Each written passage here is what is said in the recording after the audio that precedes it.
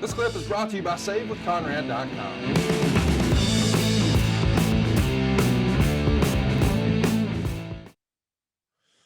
Let's keep it moving here. Let's talk about Bradshaw defeating Henry Godwin. Savio Vega is going to qualify on Superstars for King of the Ring by defeating Marty Jannetty. And now we're off to the quarterfinals. Steve Austin pins his old rival Savio Vega. And now we're really starting to look like Steve Austin's going to be in here for the long haul. You sort of talked earlier about, well, the decision was made not to go with Hunter. Did you immediately pivot to Austin, or is there some discussion about who it could have been instead?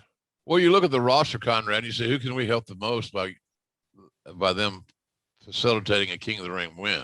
Right. Who needs it the most? Who needs that impetus to step forward? To me, Austin was the obvious answer. He was starting to build momentum. He was turning heads. People were starting to pay attention to him. He'd found his own character. He was refining it. His work was solid as hell and believable. So, to me, Steve, there was probably going to be other guys as candidates, no doubt, but I think Steve was the obvious candidate, and it was the right thing to do to put him over at the end of the day. I get it. It's a wrestling podcast, but he's saving us money on our mortgage. You really trust this process? The reviews don't lie. 5-star review after 5-star review. We make it fast, we make it easy, and it's no cost or obligation.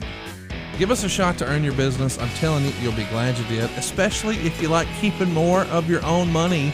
You don't need perfect credit or money out of your pocket, so what are you waiting for? Hurry to SaveWithConrad.com. We should mention the reason they're passing each other in the hall like this is Austin is on his way to the ring for the King of the Ring finals against Jake the Snake Roberts. And the storyline is that Jake's working on badly injured ribs, but in reality, it's Steve who's hurting pretty bad. Meltzer would note that the stitches were done backstage, not in the hospital, as was said on television. But I've heard over the years that was not the case. He actually did leave the building to get the stitches. That's my understanding. Yeah. Sorry, Conrad. That's my understanding as well. So Austin works on the ribs for Jake for about 3 minutes, and Gorilla comes out to stop the match. And Jake is begging him to let it go, which of course Gorilla does. And at some point they get a lot of heat, and Roberts makes a big comeback before being cut off, and then Stone Cold Stunner, and that's all she wrote. Meltzer would write, and did a strong post-match interview knocking Roberts' religion and drinking problems 0.5 star. You know what? Let's just go ahead and listen to it. We'll take a listen. The fourth prestigious King of the Ring, Stone Cold Steve Austin, an incredible victory. The first thing I want to be done is to get that piece of crap out of my ring. Don't just get him out of the ring, get him out of the WWF. Because I've proved, son, without a shadow of a doubt, you ain't got what it takes anymore.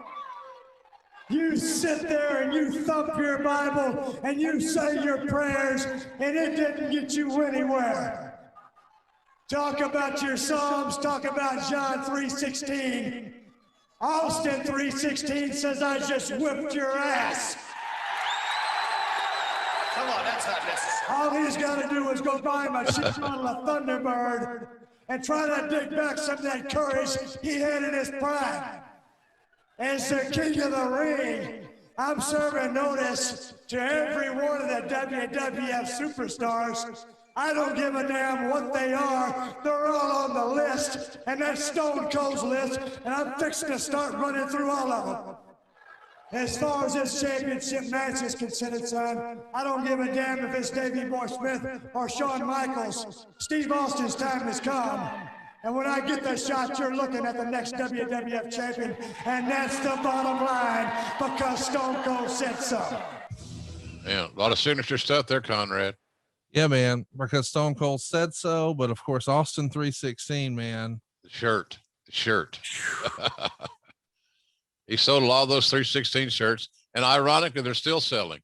Isn't that funny? it's, it's one of those deals where when it hits, it hits. And it's so Yeah. fascinating when you look back at 1996.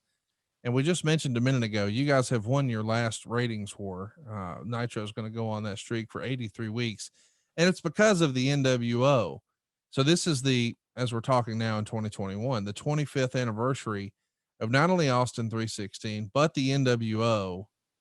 I don't think the importance of 1993 can be overstated, or 1996 can be overstated. Agreed. A lot of things were born out of that made WWE a lot of money.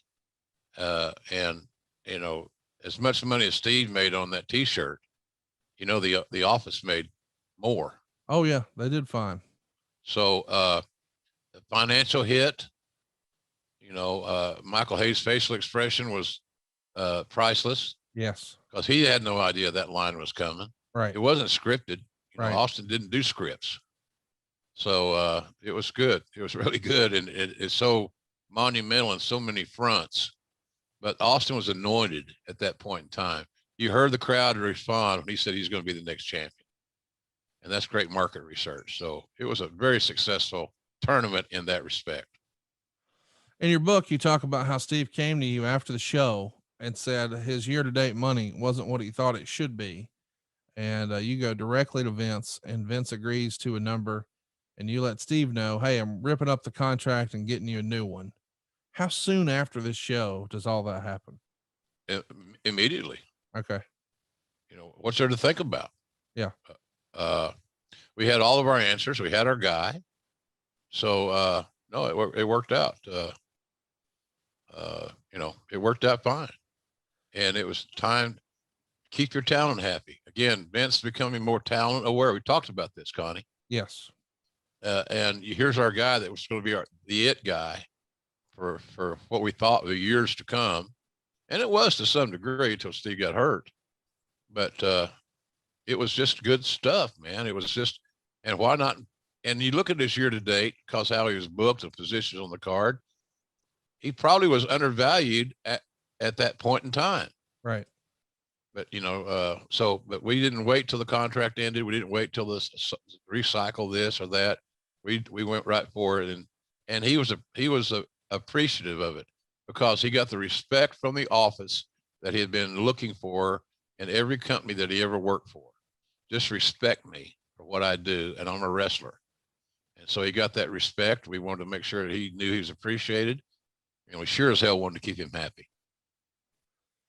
Let's talk a little bit about the importance of the moment. Do you think this Austin 316 promo, is it up there with, Hulk Hogan beating the Iron Sheik to become world champion? Is it a top 5 all-time WWF moment, do you think?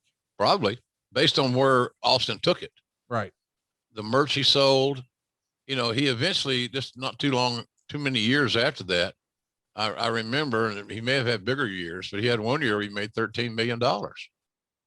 He's making over $1 million a month. So I suggest strongly that it was the right thing to do. And it was pivotal and the growth of the brand leading into the Attitude Era. And I would dare say to the company going public as well.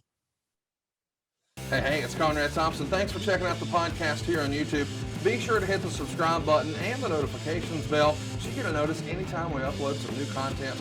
And go save yourself some money right now. If you're in a 30-year loan or you have credit card debt, it's not a matter of if I can save you money. It's a matter of how much.